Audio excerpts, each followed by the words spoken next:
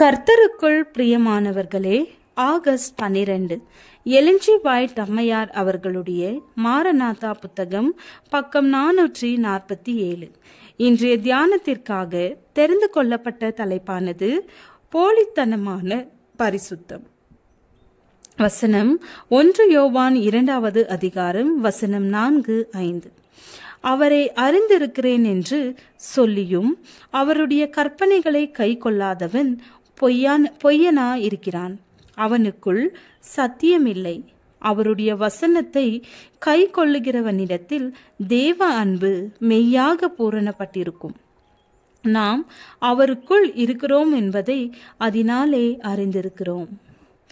மார்க்க சம்பந்தமான உலகில் பரிசுத்தமாகுதல் என்ற காரியம் இப்பொழுது முக்கியத்துவம் பெற்று கொண்டிருக்கிறது.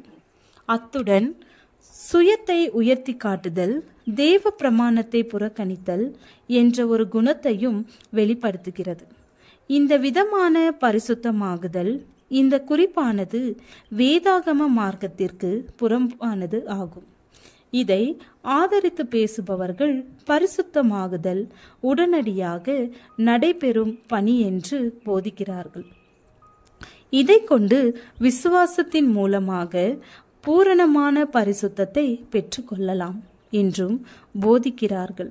விசுவாசித்தால் மாத்திரம் போதும், ஆசீர்வாதம் உங்களுடையதாகும் என்று அவர்கள் கூறுகிறார்கள். பெற்றுக்கொள்பவர் பங்கிற்கு அவர் எந்த முயற்சியும் செய்ய வேண்டியதில்லை என்று எண்ணிக்கொள்ள வேண்டும். அதே சமயத்தில் தேவ பிரமாணத்தின் அதிகாரத்தை அவர்கள் மறுக்கிறார்கள்.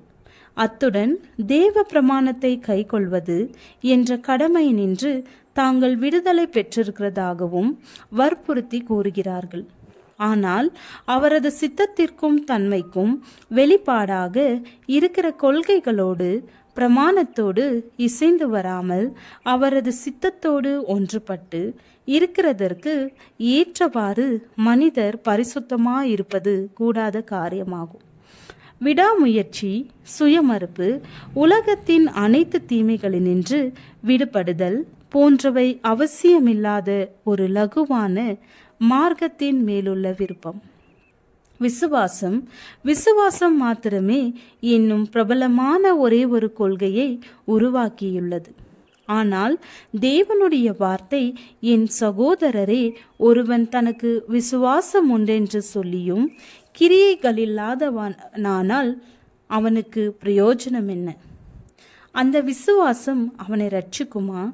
அப்படியே விசுவாசமும் கிரியைகளில்லாதிருந்தால் தன்னிலே தானே செத்ததாயிருக்கும்.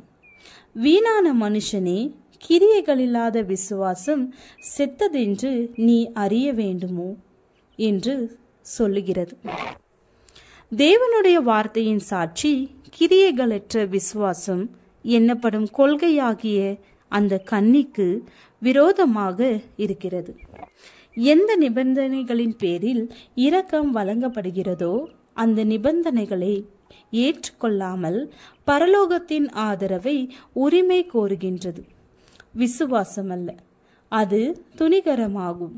வேத வாக்கியங்கள் வழங்கியிருக்கும் முன்னேற்பாடுகள், வாக்குத்தத்தங்கள் ஆகியவைகளில் மெய்யான விசுவாசத்தின் அடித்தளம் அமைந்திருக்கிறது. தேவனுடைய எதிர்பார்ப்புகளில் ஒன்றை துணிவோடு வேண்டுமென்றே மீறிக்கொண்டிருக்கும் நிலையில் இருந்து கொண்டு தாங்கள் பரிசுத்தமாக இருக்க முடியும் என்று நம்பிக்கை வைத்து எவரும் தங்களை ஏமாற்றி கொள்ளாதிருக்கட்டும். ஒரு தெரிந்த பாவத்தை செய்யும் காரியம் ஆவியானவருடைய சாட்சியின் குரலை அமைதிப்படுத்தி தேவனிடமிருந்து ஆத்துமாவை பிரித்து விடுகிறது. அவரை அறிந்திருக்கிறோன் என்று சொல்லியும் அவருடைய கற்பனைகளை கை கொள்ளாதவன் பொய்யனா இருக்கிறான். அவனுக்குள் சத்தியமில்லை. அவருடைய வசனத்தை கை கொள்ளுகிறவனிடத்தில் தேவ அன்பு மெய்யாகவே பூரணப்பட்டிருக்கும். நாம் அவருக்குள் இருக்கிறோம் என்பதை அதனாலே அறிந்திருக்கிறோம். 1 யோவான் 2வது அதிகாரம் வசனம் 4-5. ஜெபம். பிதாவே, உம்மை அறியாத மக்களை உம்மிடத்தில் கொண்டுவர தேவ ஆவியின் வல்லமையால் வழிநடத்தும். ஆமேன்.